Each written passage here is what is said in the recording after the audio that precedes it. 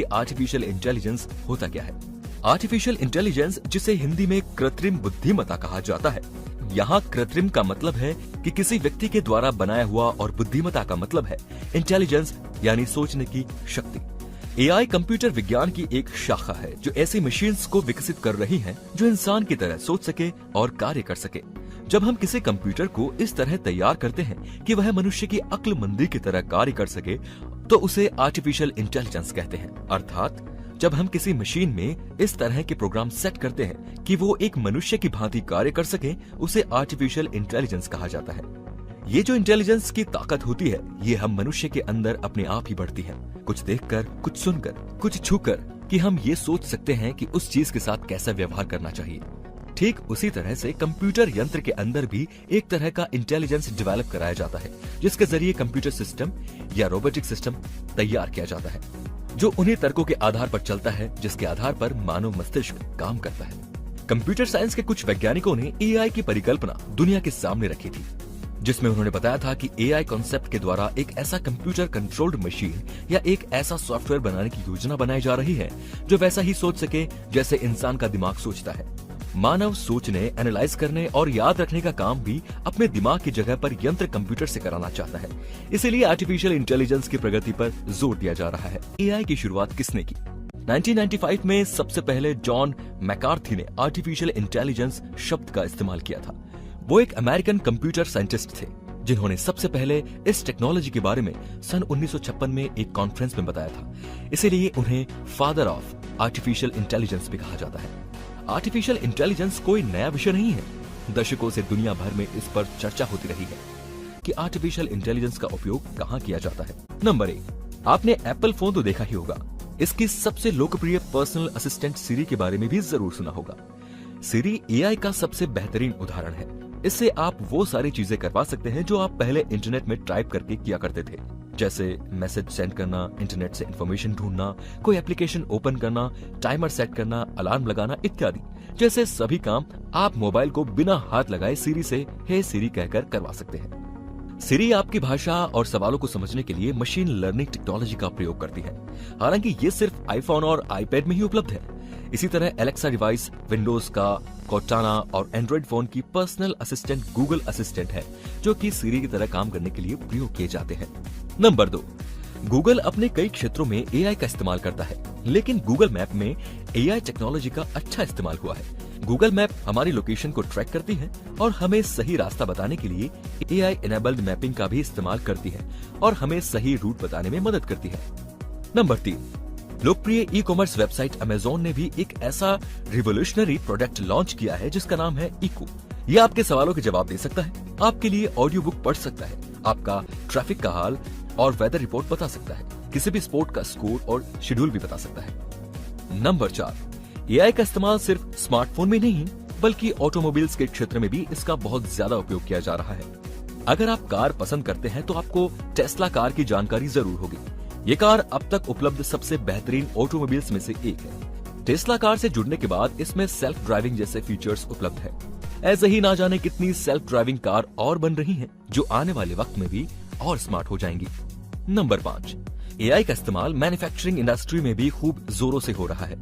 पहले जिस काम को करने के लिए सैकड़ों लोग लगते थे, वहीं आज मशीन की मदद से वही काम बहुत जल्दी और बेहतर किया जा रहा है। नंबर 6, हमें वीडियो गेम्स में भी एआई की झलक मिलती है। जैसे कई सारी गेम्स में आपको कंप्यूटर से खेलना होता है, जैसे चेस और लूडो। इन सब के अलावा एआई का इस्तेमाल speech recognition, computer vision, robotics, finance, weather forecasting, health industry और एविएशन में भी होता है।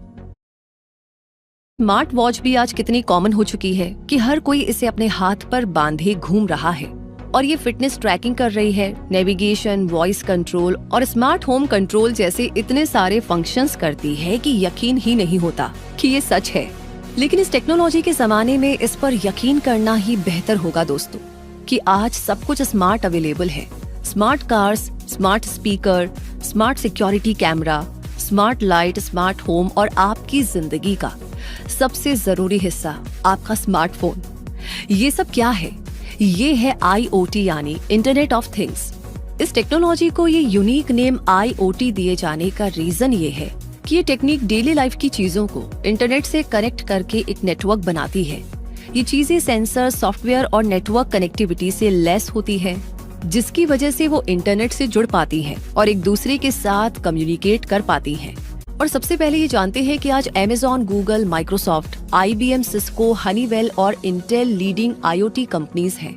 और केविन एस्टन को फादर ऑफ IoT कहा जाता है, जिन्होंने पहली बार इंटरनेट ऑफ थिंग्स वर्ड का यूज किया था। लेकिन ये IoT टेक्नोलॉजी आज अचानक हमारे सामने नहीं आई है, बल्कि इसकी शुरुआत तो 1980 के दशक में ही हो गई थी और तब से ये तेजी से डेवलप होते हुए आज इतनी फेमस टेक्निक बन चुकी है कि इसे अपने आसपास हर जगह देखा जा सकता है। एग्जाम्पल के लिए smart thermostats, smart lighting, smart appliances और home security systems smart homes के कॉमन एग्जाम्पल हैं। रिमोट पेशेंट मॉनिटरिंग और मेडिकल इक्विपमेंट कनेक्टिविटी जैसे health care applications, smart farming, livestock monitoring जैसे एग्रीकल्चर एप्लीकेशंस और कनेक्टेड कार्स और ट्रैफिक मैनेजमेंट जैसे transportation applications तो बस कुछ नाम भर है। एक्चुअली में IoT तो इससे कहीं ज्यादा फील्ड्स में पहुंच चुका है। अब हमें ये भी जानना चाहिए कि ये IoT टेक्नोलॉजी कैसे काम करती है। तो मान लीजिए कि आपके पास एक स्मार्ट वॉशिंग मशीन है। ये मशीन आपके कपड़ों की कंडीशन का पता सेंसर के जरिए लगा सकती है। अगर मशीन को पता चलता है कि कपड़े बहुत गंदे हैं, तो ये अपने आप पानी का टेम्परेचर भी बढ़ा सकती है और वॉशिंग टाइम भी। इसी तरह स्मार्ट वॉशिंग मशीन आपके कपड़ों को अच्छे तरीके से धो देगी और आपके टाइम और एनर्जी को भी बचा लेगी। इस तरह कपड़ों को चमका देने का ये काम इस प्रोसेस से होकर पूरा होगा, जिसमें IoT डिवाइस यानी स्मार्ट वॉशिंग मशीन में लगा सेंसर डेटा इकट्ठा करेगा, यानी टेम्परेचर और मोशन जैसी इंफॉर्मेशंस को। इसके बाद ये डेटा इंटरनेट के थ्रू सर्वर तक जाएगा। क्लाउड सर्वर डेटा को प्रोसेस करेगा और इस प्रोसेस्ड डेटा के बेस पर सर्वर स्मार्ट डिवाइस को ये बताएगा कि उसे क्या करना है और उसी के according washing machine automatically temperature change करने या वॉश टाइम को इंक्रीज करने जैसे एक्शन लेगी और कपड़ों को साफ धो देगी। जरूरत होने पर यूजर को अलर्ट भी सेंड कर दिया जाएगा और यूजर्स इन डिवाइसेस को एप्लीकेशंस के थ्रू मॉनिटर और कंट्रोल भी कर सकते हैं। और इस तरह एक IoT डिवाइस परफॉर्म करती है और डेली हेक्टिक लाइफ को आसान और स्मार्ट बनाने लगी है। इसकी बदौलत मैनुअल एफर्ट तो काफी कम हो गए हैं और प्रोडक्टिविटी भी इम्प्रूव हुई है। कहीं से भी डिवाइस को कंट्रोल और मॉनिटर कर पाने की फैसिलिटी ने कन्वीनियंस में इजाफा किया है। इन डिवाइसेस से मिलने वाले रियल टाइम डेटा और इंसाइट्स की बदौलत डिसीजन मेकिंग में भी काफी सुधार आया है। हेल्थ मॉनिटरिंग और स्मार्ट होम फीचर्स ने बेहतर लाइफ क्वालिटी प्रोवाइड की है। वैसे ये सच है कि अभी IoT को हर जगह पहुंचने में थोड़ा और टाइम लगेगा, लेकिन ये भी सच है कि IoT फ्यूचर की डिमांड है और आगे आने वाले टाइम में smart cities, connected health care, industrial IoT, smart homes और ऑटोनॉमस व्हीकल्स को देखा जाना एक बहुत ही कॉमन बात हो जाएगी। यानी IoT चीजों को इंटरनेट से जोड़ने के बारे में है। 3D प्रिंटर एक ऐसा प्रिंटर होता है जो किसी भी वस्तु यानी ऑब्जेक्ट को ठीक उसी के जैसा हूबहू प्रिंट करने में सक्षम होता है। 3D प्रिंटर का इस्तेमाल करके आप जैसे इमेजिन करेंगे वैसे वस्तु को डिजाइन कर सकते हैं। आइए पहले हम ये समझ लेते हैं कि 3D प्रिंटर 2D प्रिंटर से किस तरह से डिफरेंट होता है। जहां 2D प्रिंटर केवल पेपर या किसी फ्लैट शीट पर प्रिंट कर सकता है, वहीं 3D प्रिंटर किसी भी मटेरियल के साथ ऑब्जेक्ट को प्रिंट कर सकता है। 2D प्रिंटर केवल एक लेयर में फ्लैट इमेजेस प्रिंट कर सकता है, जबकि 3D प्रिंटर में मटेरियल को सक्सेसिव लेयर्स में एक के ऊपर एक रखा जाता है, जिससे ऑब्जेक्ट को 3 डायमेंशनल प्रिंट किया जाता है। मतलब कि आप ऑब्जेक्ट को आगे, पीछे, चारों तरफ से रियल लाइफ में ऑब्जेक्ट को देखने की तरह देख सकते हैं। इनमें कृत्रिम ऑर्गन, नासा द्वारा स्पेस ऑब्जेक्ट, कृत्रिम blood vessel, 3D printed house, 3D printed rocket engine. Bharat में पहला 3D प्रिंटर 2003 में लॉन्च किया गया था और उसके बाद इसरो और भारत के प्रमुख तकनीकी संस्थानों ने इस क्षेत्र में अच्छी प्रगति की है, जिसमें इसरो द्वारा क्रायोजेनिक इंजन के 3D printed satellite components, human tissues and organs बनाने के लिए bio printer, customised dental implant बनाने के लिए 3D printer, 3D printed house, aircraft engine component बनाने के लिए मेटल 3D प्रिंटर कुछ महत्वपूर्ण उदाहरण हैं। What is virtual reality? हम वास्तविक दुनिया को अपनी इंद्रियों के माध्यम से जानते और महसूस करते हैं।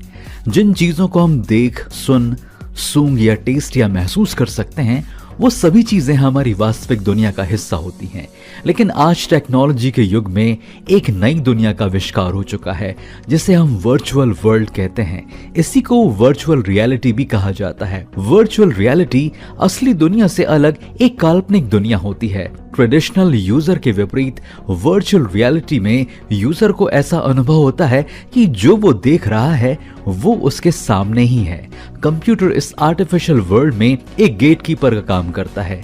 इसके जरिए लोग ऐसी चीजें एक्सपीरियंस कर पाते हैं जो वास्तव में है ही नहीं या जहां तक पहुंचना मुश्किल है। वर्चुअल रियलिटी का जो कॉन्सेप्ट है वो दो वर्ड से मिलकर बना है, एक तो वर्चुअल और एक रियल, जिसका मतलब होता है करीब करीब या रियलिटी के करीब। मतलब टेक्नोलॉजी की मदद से करीब करीब रियल अनुभव लेना।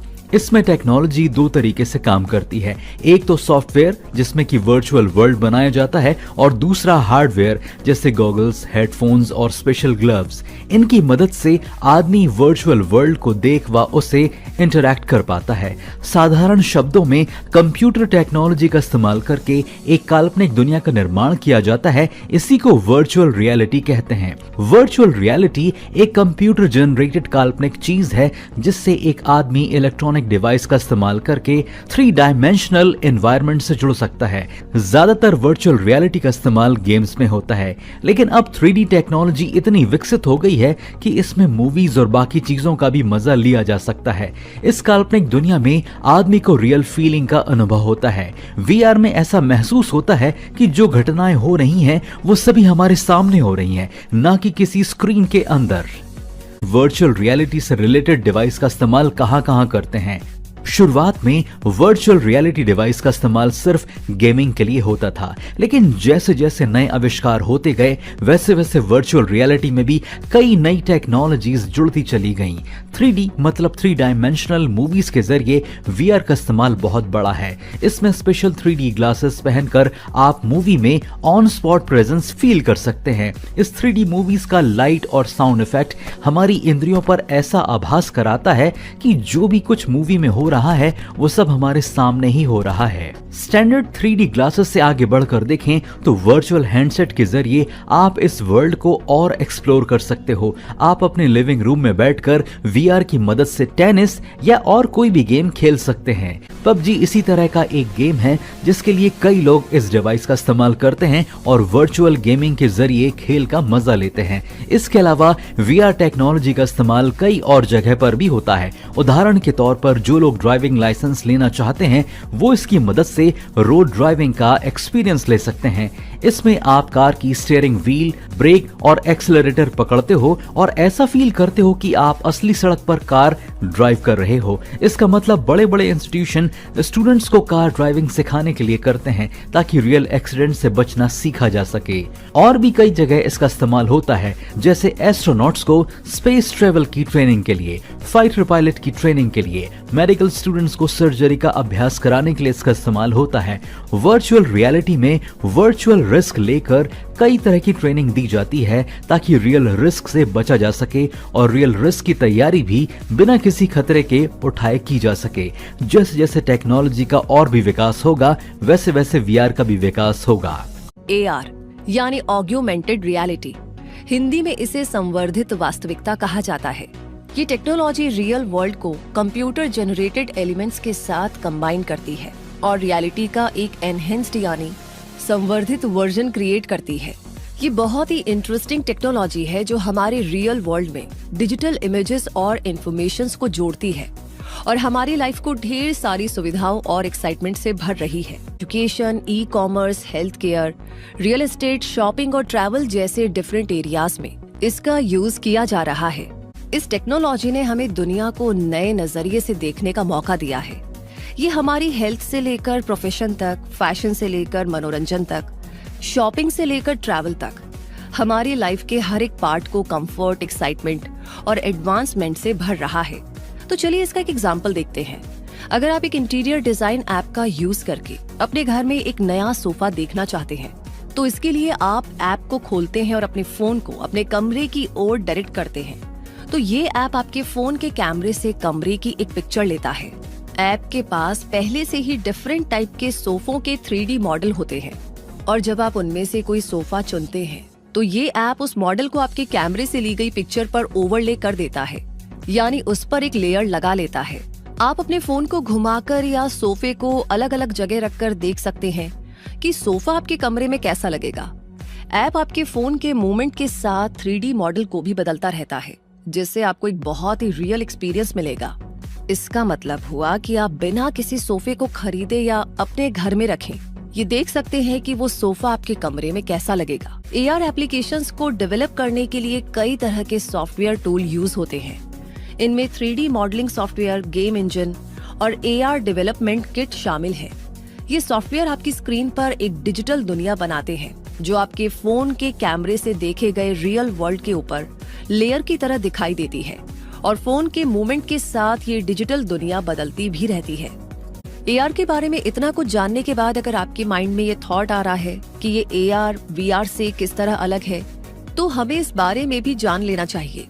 तो देखिए, यूं तो AR यानी ऑग्यूमेंटेड रियलिटी और VR यानी वर्चुअल रियलिटी, ये दोनों ही टेक्निक्स रियल वर्ल्ड को डिजिटल इमेजेस से जोड़ती है। इन दोनों में ही डिजिटल डेटा जैसे 3D मॉडल, वीडियो या ऑडियो का यूज होता है। दोनों ही टेक्निक्स यूजर्स को एक डिजिटल वर्ल्ड में होने का फील देती है। इन दोनों का ही यूज गेमिंग, एजुकेशन, एंटरटेनमेंट और हेल्थ केयर जैसे फील्ड्स में होता है और दोनों ही टेक्निक्स यूजर को डिजिटल सामग्री के साथ इंटरैक्ट करने का एक्सपीरियंस देती है, जैसे ऑब्जेक्ट्स को टच करना, मूव करना, एटसेट्रा। लेकिन फिर भी इनमें काफी डिफरेंस है। AR जहां रियल वर्ल्ड के ऊपर डिजिटल इमेजेस की एक लेयर जोड़ता है और हमें रियल वर्ल्ड से अलग नहीं करता है, वहीं VR आपको पूरी तरह से एक डिजिटल दुनिया में ले जा सकता है। उसमें आप रियल वर्ल्ड से पूरी तरह अलग हो जाएंगे और केवल डिजिटल दुनिया को ही देख पाएंगे। इसमें आपको VR हेडसेट पहनना होगा जो कि आपकी आंखों को पूरी तरह ढक देगा और आपको एक ऐसी डिजिटल दुनिया में ले जाएगा जो पूरी तरह से कंप्यूटर द्वारा बनाई गई है। इस दुनिया में रहते हुए आप रियल वर्ल्ड को नहीं देख सकते और इस तरह AR सिर्फ रियल वर्ल्ड में डिजिटल इंफॉर्मेशन को ऐड करता है, जबकि VR पूरी तरह से डिजिटल दुनिया है। फॉर एग्जाम्पल, AR टेक्नोलॉजी में आप अपने फोन पर एक ऐसा कुकिंग ऐप इस्तेमाल कर सकते हैं जो आपको खाना बनाने का प्रोसेस एकदम नए तरीके से देखने देगा। इस ऐप के जरिए आप अपने फोन के कैमरे से अपने किचन को स्कैन करेंगे और ऐप आपके सामने एक ही डिश बनती हुई दिखाएगा। ये ऐसा होगा जैसे कोई शेफ आपके सामने खड़ा होकर आपको खाना बनाना सिखा रहा हो। इस दौरान आप अपने रियल वर्ल्ड को देख सकते हैं। कुकिंग ऐप केवल उस रियल वर्ल्ड के सीन पर डिजिटल इंफॉर्मेशन ऐड करेगा।